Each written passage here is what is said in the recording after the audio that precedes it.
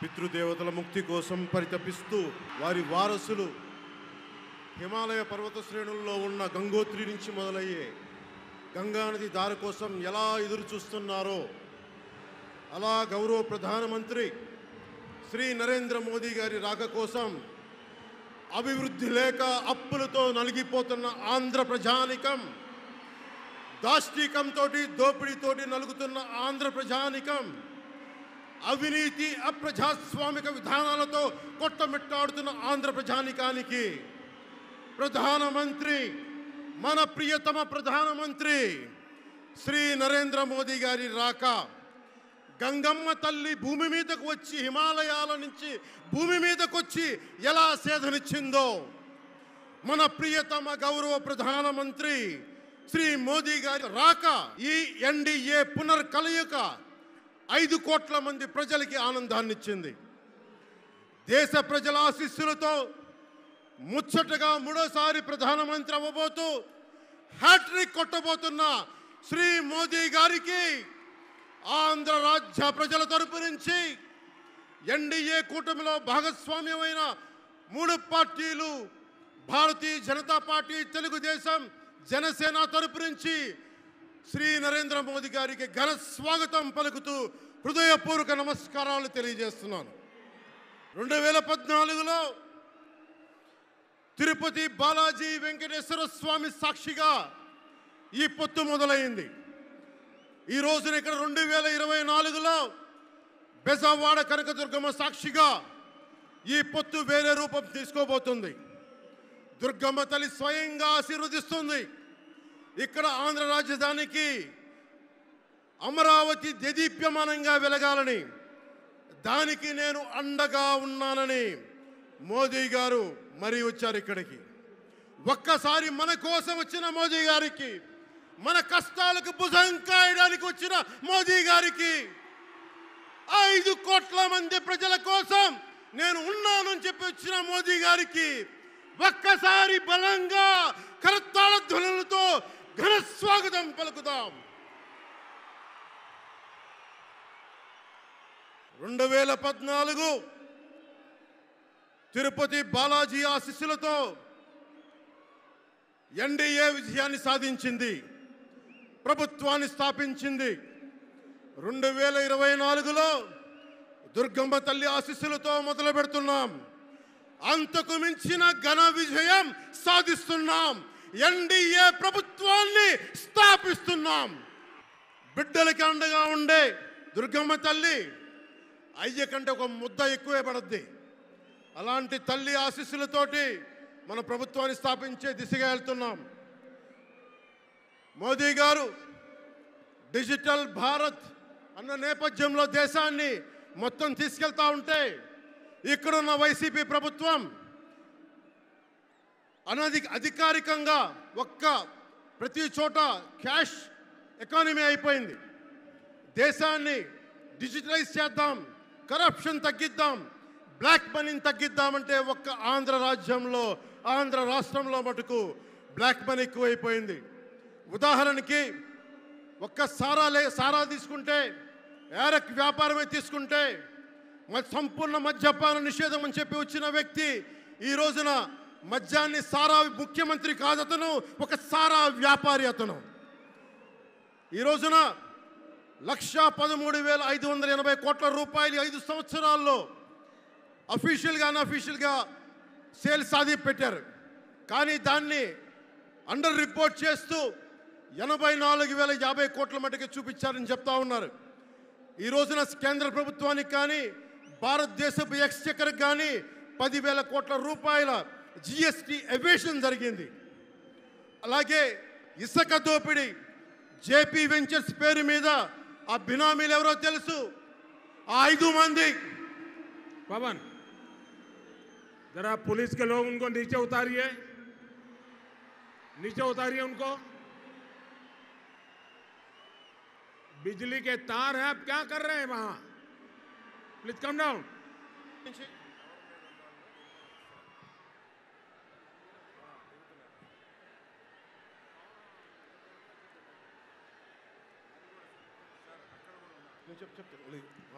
आपकी जिंदगी हमारे लिए बहुत कीमती है। प्लीज नीचे आइए आप। मीडिया वालों ने आपकी फोटो ले ली है, आप नीचे आइए।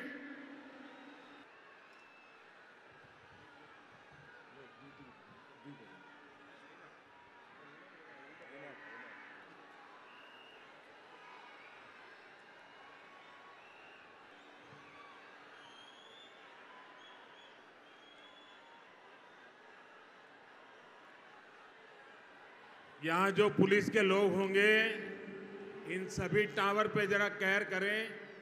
इसमें बिजली के तार हैं, अगर कुछ गलत हो गया तो हमारे लिए बहुत पीड़ादायक होगा।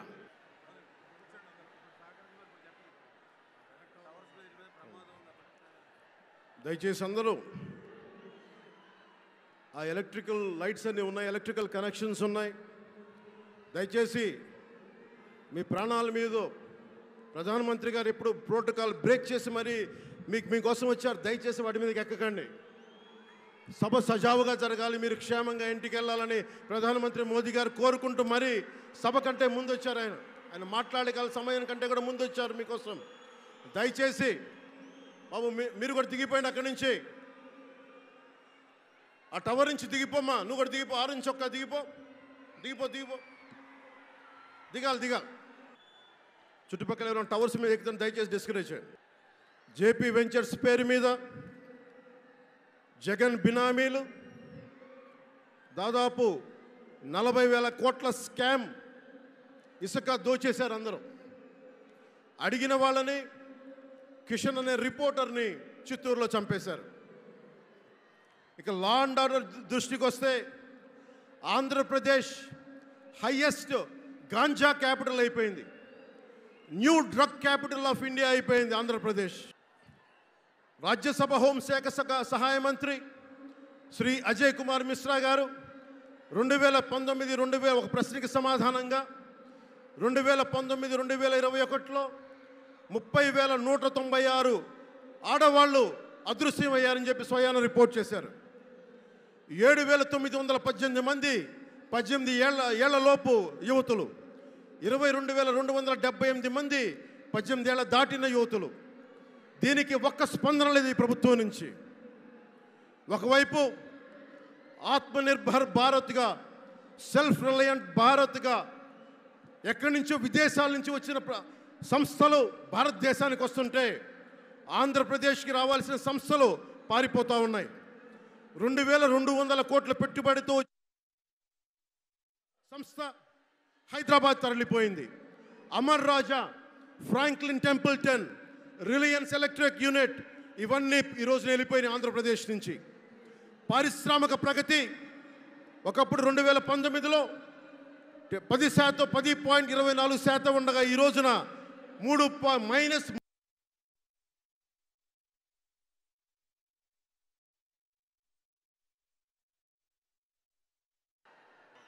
దయచేసి మీరు అందరూ మైక్ సెట్ మీద పడకుండా దూరంగా వెళ్ళండి. అందరూ దయచేసి మీ ఉత్సాహం రాష్ట్రం వైపు చూపించండి, దేశం వైపు చూపించండి. మైక్ సెట్ మీద పడితే మనకి మాట్లాడటానికి ప్రధానమంత్రి గారు విలువైన మెసేజ్ ఇస్తారు. దానికోసం మైక్ మీద పడకుండా, కన్సోల్ మీద పడకుండా దయచేసి అందరూ అక్కడున్న యువకులు అందరూ దయచేసి ఒత్తిడి చేయకుండా వెనక్కి వెళ్ళండి. ఆంధ్రప్రదేశ్ నెగిటివ్ గ్రోత్ పోతా ఉంది. మా మీద తెలుసు వైజాగ్లో ఇన్సిడెంట్లు కానీ ప్రతిపక్ష నాయకుల మీద ఎలాంటి దాడులు చేశారో. బీజేపీ కార్యకర్తల్ని పొట్టల్లో కత్తులు గుచ్చి పేగులు బయటికి తీశారు వైసీపీ నాయకులు.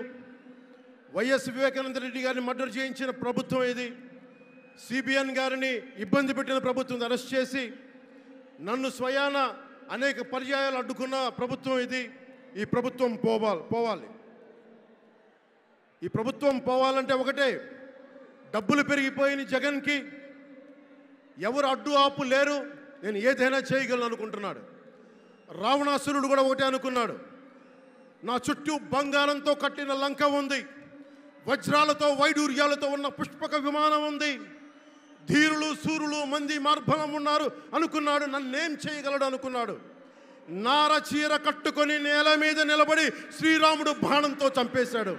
అయోధ్యకే రాముణ్ణి తీసుకొచ్చిన శ్రీ మోదీ గారు ఇక్కడ ఉంటే రాష్ట్రాన్ని రావణకాస్త్రం చేసిన చిటికిని వేలంత రావణాసురుణ్ణి తీసేయడం అంత కష్టమా? నేను తాడేపల్లిగూడెం సభలోనే చెప్పాను, ఇక్కడ నుండి నేను దేవదత్తం పూరిస్తున్నానని.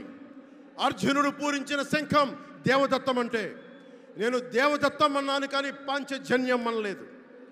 అది పూరించాల్సింది ద్వారకలో ఉన్న శ్రీకృష్ణుడే. అక్కడి నుండే మోదీ గారు పాంచజన్యాన్ని వచ్చిన మోదీ గారు, గుజరాత్ ద్వారక నుంచి వచ్చిన శ్రీ మోదీ గారు ఈ కురుక్షేత్ర యుద్ధం కోసం పాంచజన్యాన్ని పూరిస్తారు.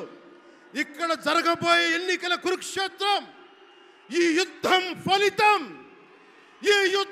ఫలితం ధర్మందే విజయం, పొత్తుదే గెలుపు, కూటమిదే పీఠం. ధర్మందే విజయం, పొత్తుదే గెలుపు, కూటమిదే పీఠం. జై హింద్.